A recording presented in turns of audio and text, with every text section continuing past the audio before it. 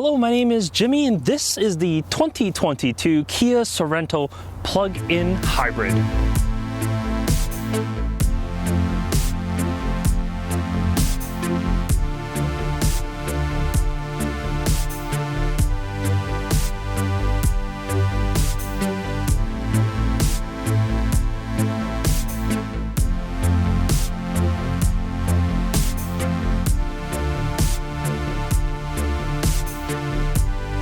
The Sorento comes in 3 different flavors. You got the regular gasoline motor, well, there's 2 gasoline motors, and then you got the hybrid variant, and then you got this, the top of the line plug-in hybrid variant.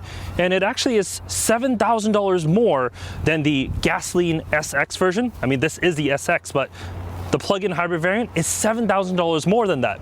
So if you're thinking, that's quite a bit, well, here in BC, there's actually a $4,000 incentive.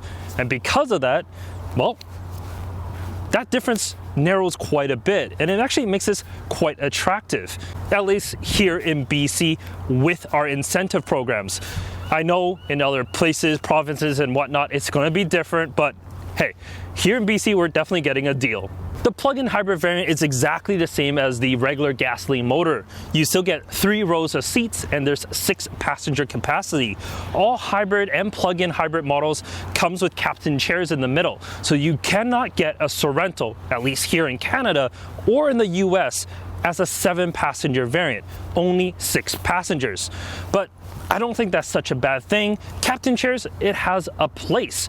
And well, let's talk about the looks first. I think the overall Sorento looks great. It has a very angular design on the front. I love the headlamps, fog lights on the bottom, and you obviously have the tiger nose grille in the center.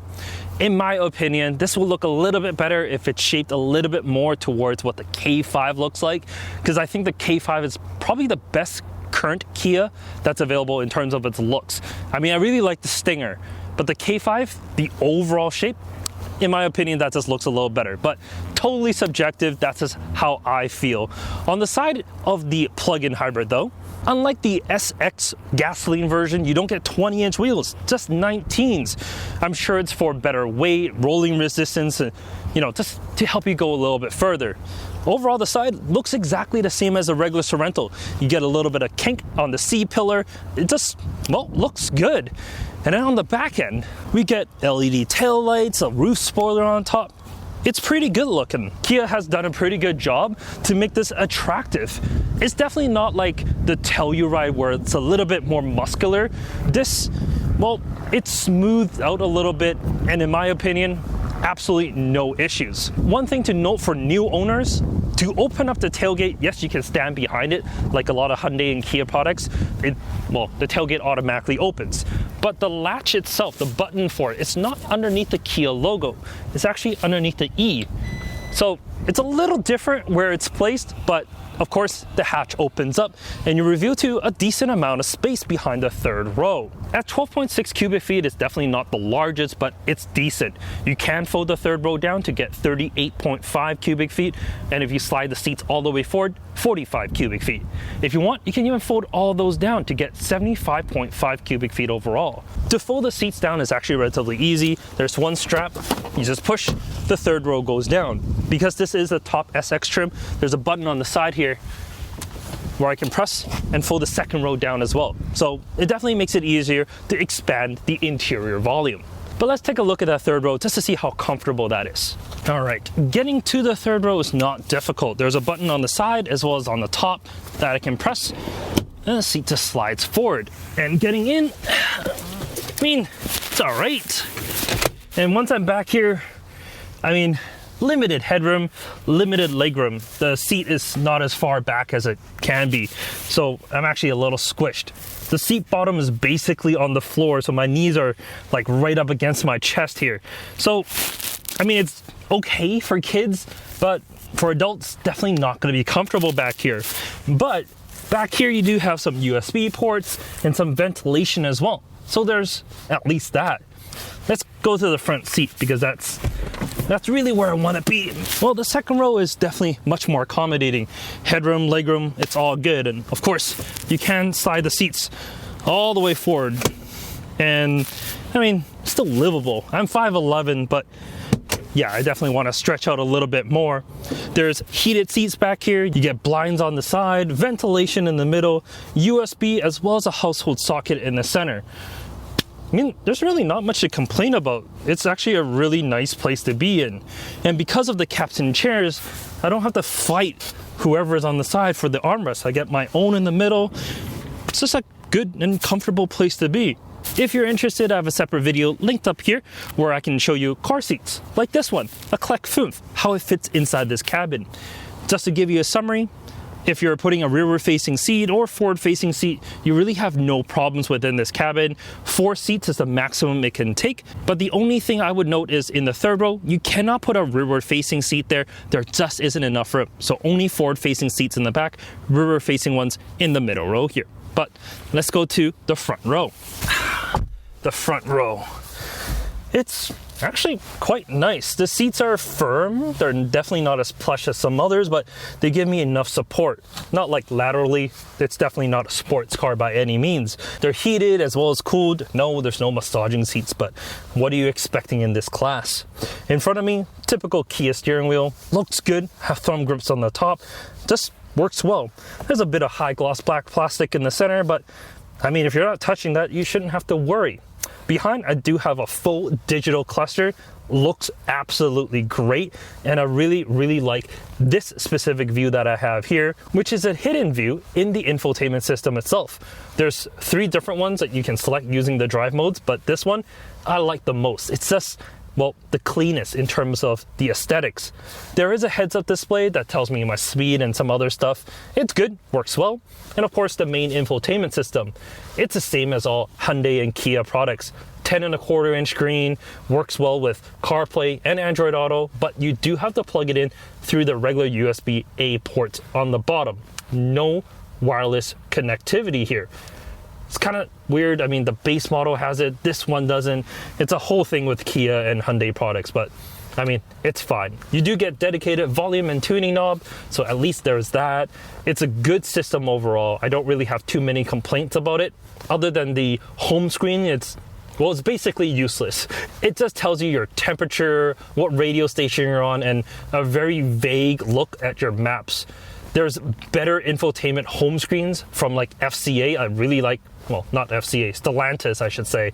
Their infotainment it's just a little bit cleaner in terms of the home screen itself. But other than that, it works great. Same thing with climate control. People's gonna complain about, oh, the buttons in the center are touch sensitive. How many times are you gonna be using the fan speed, the AC? Just press auto and let it do its thing.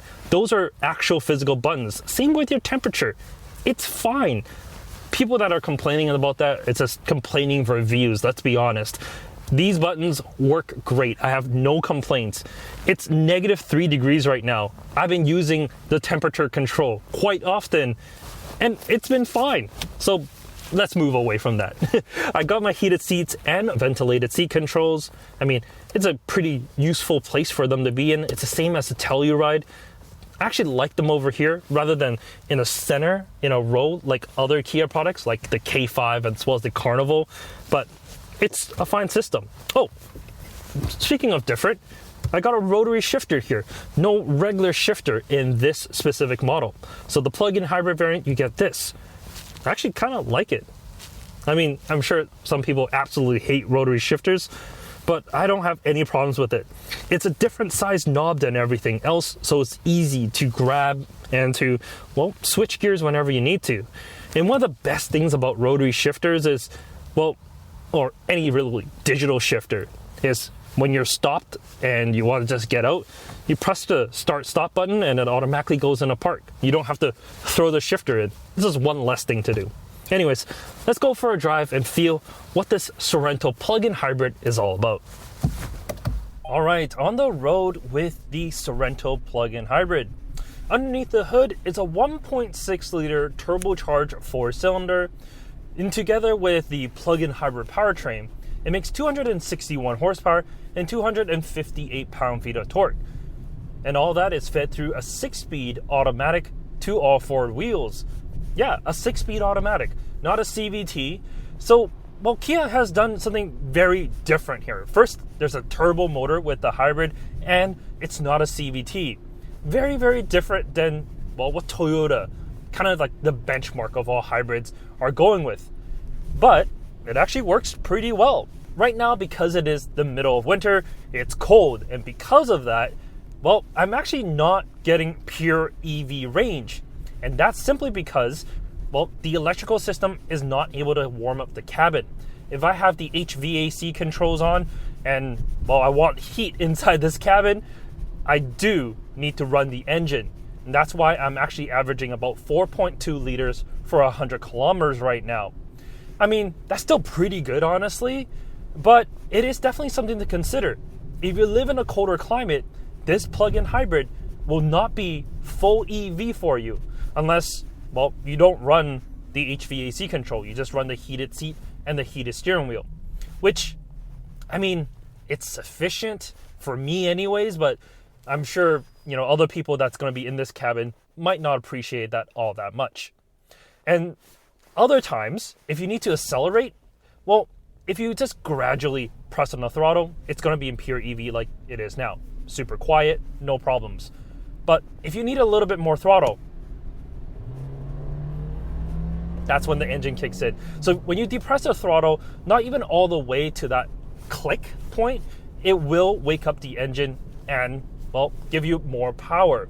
So yeah, that's definitely something to keep in mind. But honestly, for most of the people that's going to be driving this vehicle, you're not going to be hammering the throttle. And if you are, it's just to overtake someone. And once you overtake someone, the engine shuts right back off and you're right back onto pure EV. 51 kilometers of range, about 30 odd miles is pretty good.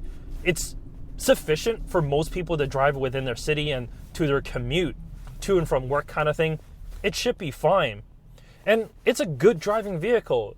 The Sorento is definitely more, well, it's a little bit more sporty, I would say, than the Telluride. The Telluride, it definitely rides a little bit softer. It's maybe because of the weight as well. But you definitely feel that, it gives it's not firm. I'm not saying it's firm, but it's definitely a little bit more of a sportier ride than the more comfortable, like, Pathfinder like I had last week, for example. This, it feels good. Steering is vague as it always is. There's really no problems there. It's an SUV of today's era. What SUV isn't vague? Other than like really sporty ones, I guess. But that's besides the point. What you have to know is it's a good driving machine and there's all the safety features that you need because Kia wants to take care of you and everyone inside. So you got the collision mitigation braking, the radar guided cruise control, blind spot warning, the lane centering. It all works well. And of course, being, well, a Kia product, well, top of the line Kia product, I do have the blind spot view monitor that's in the cluster. So when I use the signals, I can see exactly who's in that blind spot. It's just an, extra level of security, which I personally do like. Overall, the Sorento plug-in hybrid hits a lot of marks here. It's one of the few 3-row plug-in hybrids you can get. Other than this, currently anyways, you can only get the Volvo, and that's, well, a lot more money than this. And of course, the Outlander that's going to be coming out soon, well, that's going to be its kind of true competitor, but the Outlander is smaller, so that's definitely something to consider as well. Kia has made a really good product overall, I must say. It's good looking on the outside, inside is pretty nice as well. You got everything that you really need. It's, quite a luxurious cabin, I would say. Sure, there are some harder plastics down below, but at this price range, I'm not going to complain about that. With 50 kilometers of pure electrical range on a good day, or about 30 odd miles, it's sufficient to get you, well, to and from work. That's really what it's based on. And if you really want to go further, there's still the fuel tank that's on board that will take you further.